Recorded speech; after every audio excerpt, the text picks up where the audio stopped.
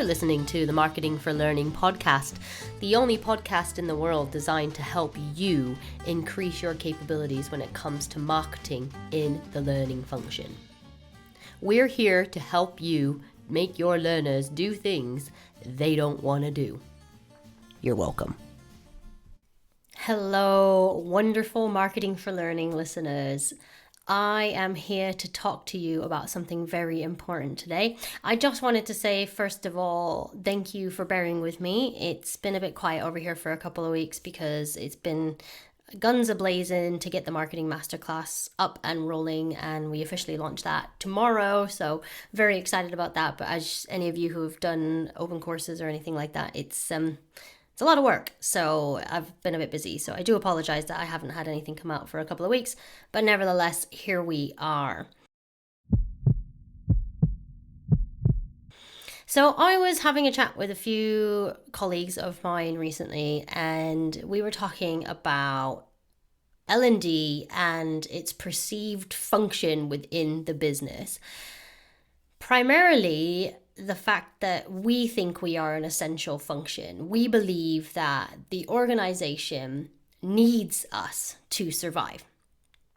However, when we all started talking about this, someone brought up a conversation that they'd seen back in the past where an event a good few years ago, and the CLO of Airbnb, he turned off the LMS for a few weeks and nobody even noticed. And it got me thinking, is that indicative of a disinterest in the learning platform? Is that an insight into the thought processes of our learners and the attitudes towards learning within Airbnb? Or does it signify to us that what we're doing isn't essential? If we turned off the finance department, the business would struggle to continue within a couple of weeks. If we turned off IT, I think there'd be some pretty upset people as soon as the support for their system, software, and hardware went wrong. Even if we lost HR, holiday, intranet, documents, policies, process, the business would struggle to maintain and sustain a workforce without HR.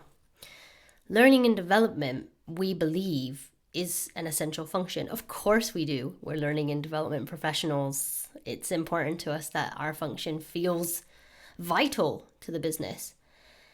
And don't get me wrong, in some cases, it absolutely is essential in terms of helping meet some overall business objectives that are emerging, including the Great Resignation, the growing skills gap that we know is going to become an even larger agenda item over the next few years.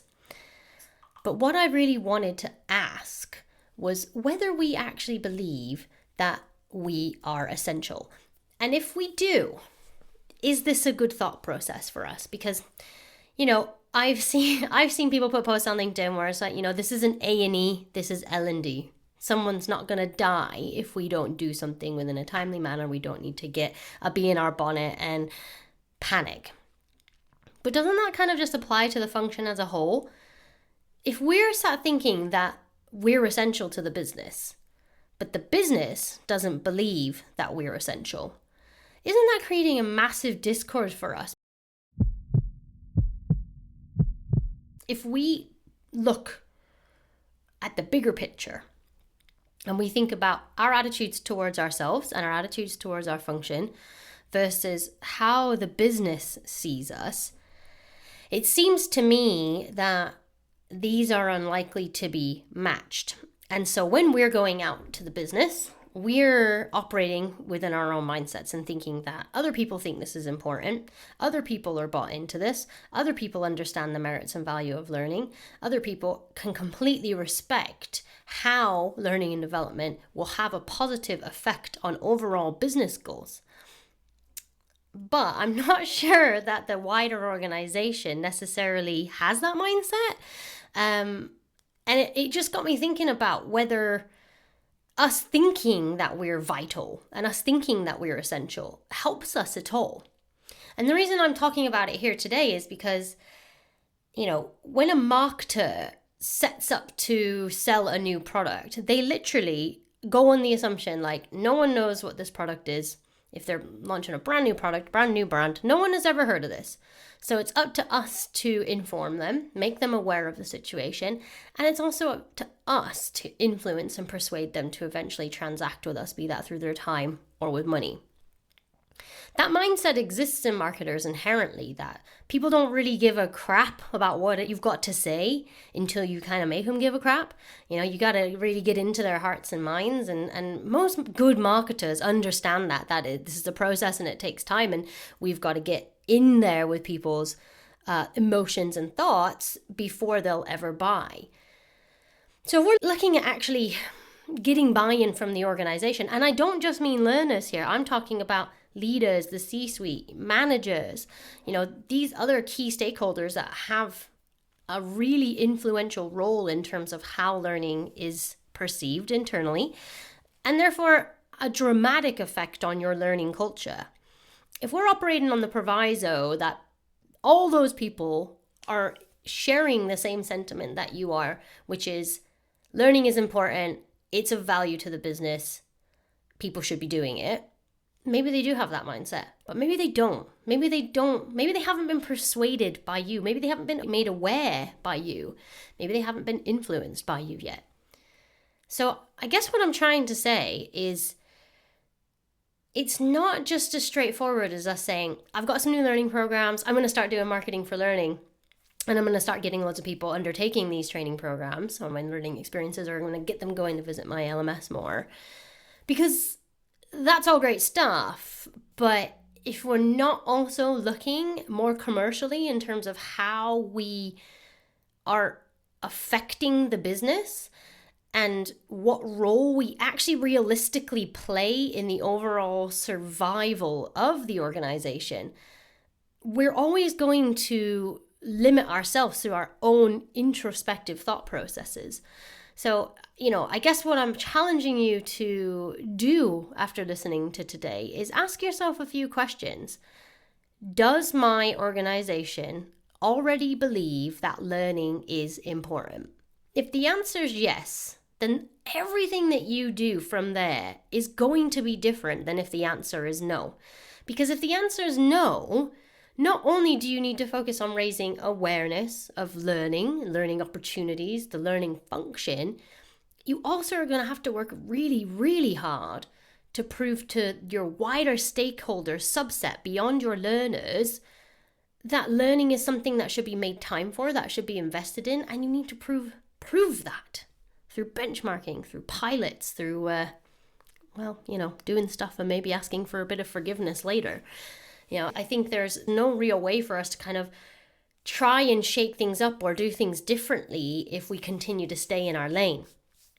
So if we really want to influence and affect the business in a positive manner and really start to shift mindsets beyond our learners, we still need to do marketing, but we need to think like a marketer.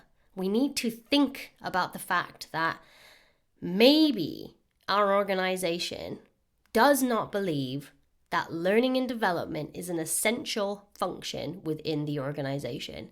I know it's hard to hear, but the sooner we make peace with that, and the sooner that we acknowledge within our own minds that perhaps that is the key to unlocking everything, is actually we aren't essential.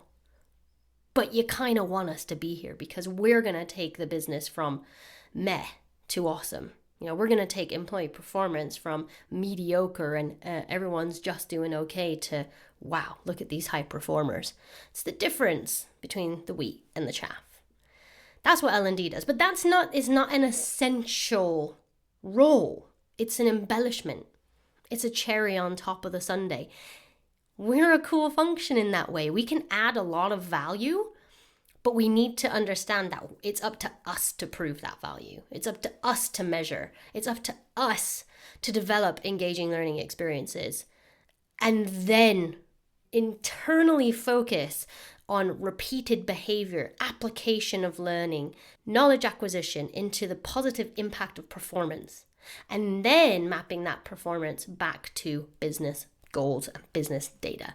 If we can prove that learning is affecting bottom lines in whatever way that might be, whether that be through improved productivity, reduction of risk, increased employee engagement, therefore reductions in turnover, etc., etc., this is all really, really important stuff. So we can go from being perceived as non-essential to something vital. But I challenge you to ask yourself whether your organization truly believes that learning and development is important, because that one question and the answer to it is going to affect your learning strategy, it's going to affect your marketing strategy, and it is going to affect how you position yourselves to the business. Thanks for coming to my TED Talk.